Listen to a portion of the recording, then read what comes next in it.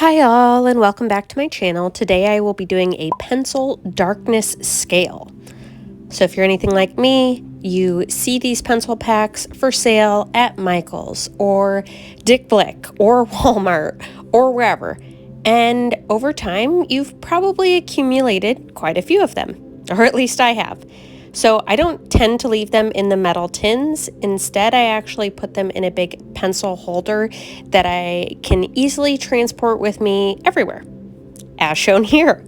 So I have had this pencil holder that has just a variety of my different drawing supplies in it that makes it super portable. But sometimes when you have them in a big set like this, it makes it hard to remember which one's supposed to be the darkest and what one's supposed to be the lightest.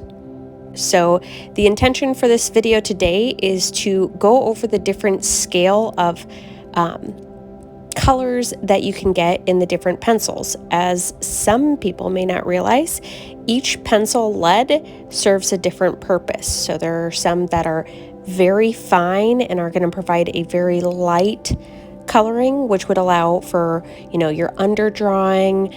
And then there's also others that are going to be quite dark starting out. So you may not want that to be the bottom underline drawing that you're doing for, like, let's say a portrait, because you're not going to want to start out super dark.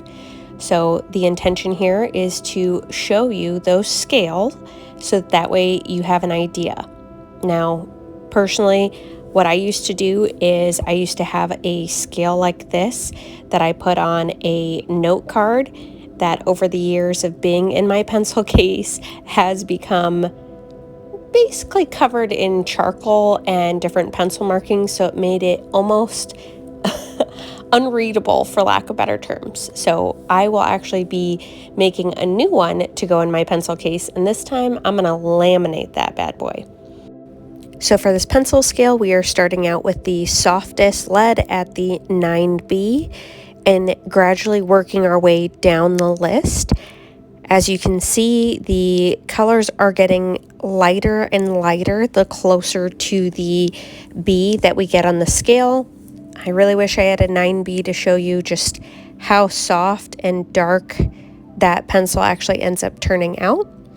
And I'm not sure if you can tell on the video how wide the pencil marks are from that darker pencil of the 8B and how they're getting finer and finer the further along the scale we go. For the section of the H pencils, I actually had left these in their container, and these are all the graphite hard. So it has my entire list of H's, so this will help making my scale speed along a little bit faster. I've always been drawn to these pencil packs because I figure even if I'm only using a few of the options within the actual selection, generally they're on such a good discount, or they're already marked to a point that's cheaper than if you bought the pencils individually, that it tends to be a really great deal. And I also feel like it's pushing me out of my comfort zone by having the pencil pack because I have that wider selection to use. Now, some may say that that actually hinders your ability because then you're focusing your time on choosing what the accurate pencil is to use instead of having a smaller selection and really learning like your monochromatic color theory, for lack of better terms, to really learn how to manipulate the lead to make the color range that you need for the drawing or underlying for a painting or whatever it is that you're using these pencils for. So at this point, we've gotten to the end of the color scale, and as you can see, that 9H is very fine. So in addition to showing you guys this darkness scale, I wanted to show you a couple of the other things that I like to have in my pencil pack. And one of these is a washable graphite that I use with a brush and a little bit of water to blend it out.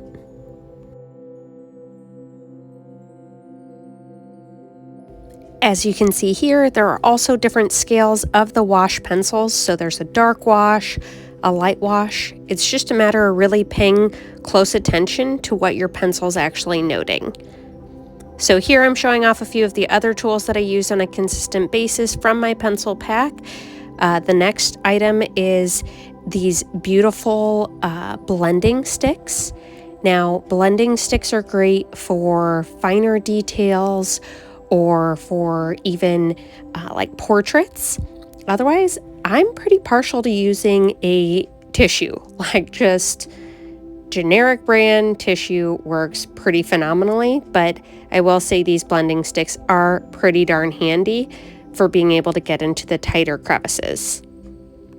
And generally a pack of these is only a couple bucks, so is a pretty easy thing to add into your pencil drawing repertoire toolkit.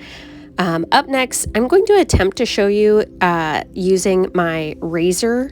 So I use this for like fine hair details, like if you're doing a pet portrait, or let's say you're doing a human portrait. Sorry, that's the best thing I can come up with. My brain is fantastic, but you know, this is me in real life.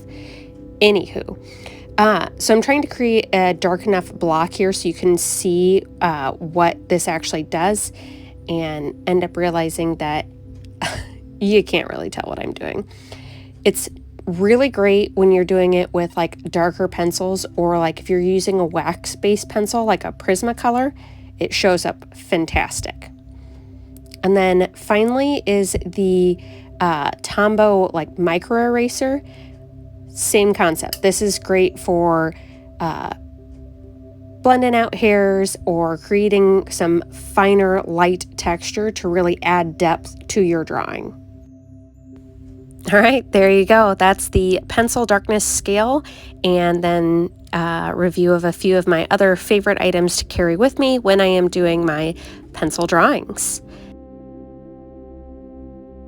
Thank you so much for watching.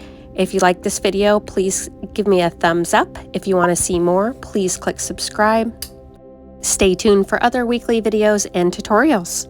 All things art, all the time.